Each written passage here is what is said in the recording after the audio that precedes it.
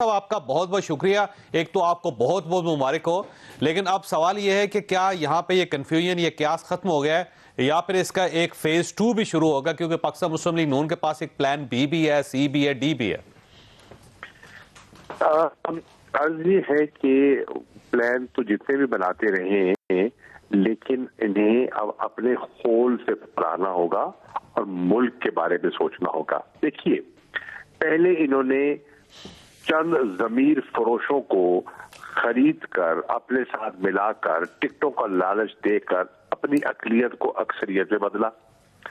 عدالت نے ان کو نااہل قرار دے دیا اور وہاں ان کو ڈی سیٹ کیا اور ضمنی انتخابات کا اعلان کیا.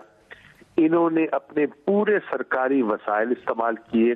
مرکز کی حکومت، صوبے کی حکومت، باپ بیٹا دونوں مل کے، وزیر اعظم، وزیر اعلیٰ، پنجاب کی انتظامیہ، development funds, I B, special branch, سب نے مل کر الیکشن جیتنے کی کوشش کی اور پٹ گئے. لوگوں نے ان کو مسترد کر دیا. اس کے بعد اسمبلی جاتے ہیں، اسمبلی کی واضح اکثریت ان کو مسترد کرتی ہے. 186 ووٹ پڑتے ہیں پرویز الہی کو. پھر یہ اس سے بھی اپنا غیر آئینی کام کرواتے ہیں. ڈپٹی اسپیکر دوست مزاری سے، جس سے توقع نہیں کی جا رہی تھی، وہ پی ٹی آئی کے ٹکٹ پہ منتخب ہوئے، لیکن انہوں نے ایسی ساز باز کی کیونکہ وہ ان کے ہاتھوں بک چکے تھے. اب اس کے بعد ہم عدالت پہ جاتے ہیں، یہ فل کورٹ کا اپنی پٹیشن ڈالتے ہیں، کوئی ٹھوس دلائل نہیں ہوتے، مسترد ہو جاتی ہے. اور آج فیصلہ آ گیا. اس فیصلے کے بعد اب سیاسی طور پر، آئینی طور پر، قانونی طور پر، عوامی طور پر یہ شکست کھا چکے ہیں. اب یہ راستے میں اگر رکاوٹیں ڈالیں گے، یہ منہ کی کھائیں گے. عوام ان کا ساتھ نہیں دے گی. لبرٹی چوک میں یکجہتی کا مظاہرہ کے لیے مریم نے اور حمزہ نے اجتماع کیا تھا. 60 لوگ آئے تھے. اگر یہ عوامی قوت کا مظاہرہ کرنا چاہتے ہیں، ہم بھی نکلتے ہیں میدان میں، یہ بھی نکلے. دیکھتے ہیں لوگ تحریک انصاف کی سنتے ہیں یا ان کی سنتے ہیں. یہ پٹ چکے ہیں. اب شاہ صاحب دو سوال پیدا ہوتے ہیں. ایک تو یہ ہے کہ اگر وفاق میں آپ کی حکومت نہ ہو تو صوبہ چلانا اتنا آسان کام نہیں ہوتا، کیونکہ بجٹ تو ظاہر ہے وفاق سے جانا ہوتا ہے صوبوں کے. تو یہ ایک کرائسس آنے والے دنوں میں ہو سکتا ہے.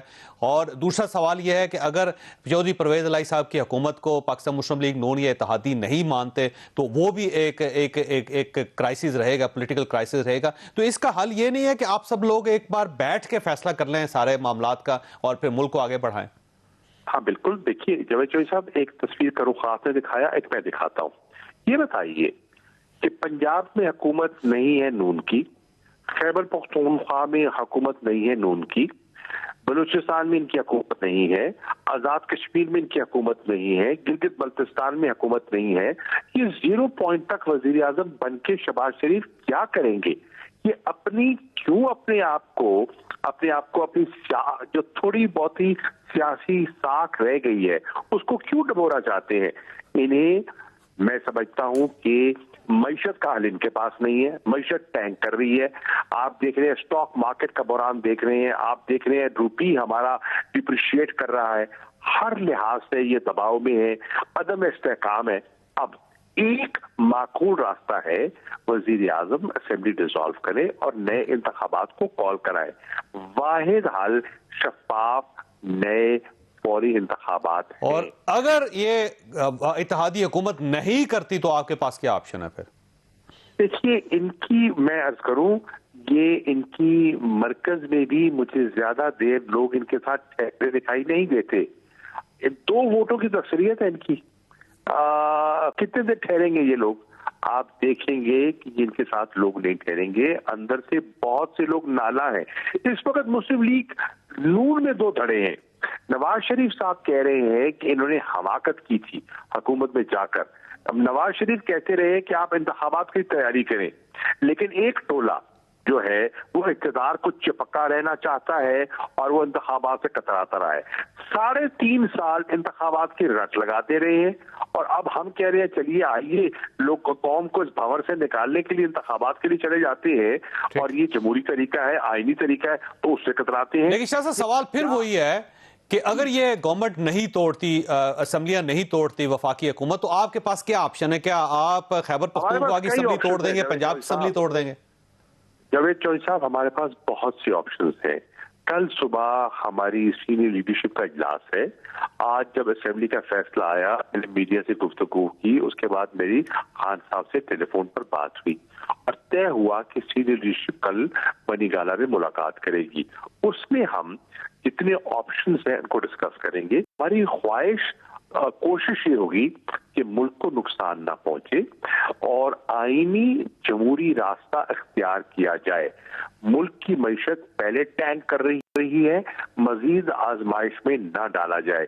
تو کل جب یہ ہماری ڈسکشن ہو جائے گی تو پھر آپ سے بات کر لیں گے انشاءاللہ۔